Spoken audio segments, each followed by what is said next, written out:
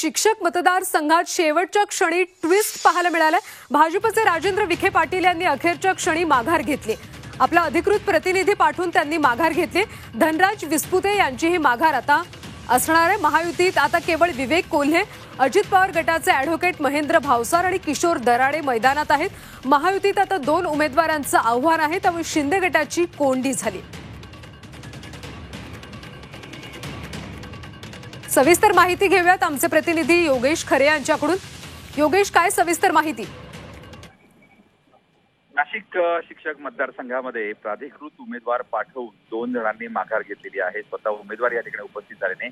यामध्ये महायुतीचे राजेंद्र विखे पाटील आणि धनराज विस्पुते या दोघांनी ही माघार घेतलेली आहे। त्यामुळे आता महायुतीमध्ये 2 उमेदवार अजून शिल्लक राहिलेले आहेत, ज्यामध्ये एक अजित पवार गटाचे ॲडव्होकेट महेंद्र भावसार हे एबी फॉर्म दिलेले अधिकृत उमेदवार आहेत, तर दुसऱ्या बाजूला विवेक कोल्हे हे अपक्ष म्हणून त्यांनी फॉर्म भरलेला आहे। त्यामुळे महायुतीमध्ये आता किशोर दराडे यांना 2 उमेदवारांचं त्यांच्याच महायुतीतील या उमेदवारांचं आव्हान असणार आहे। एकूणच परिस्थिती बघितली असता या ठिकाणी राधाकृष्ण विखे पाटील यांना खास राजेंद्र विखे पाटील यांची माघार घेण्यासाठी पाठवण्यात आले होते।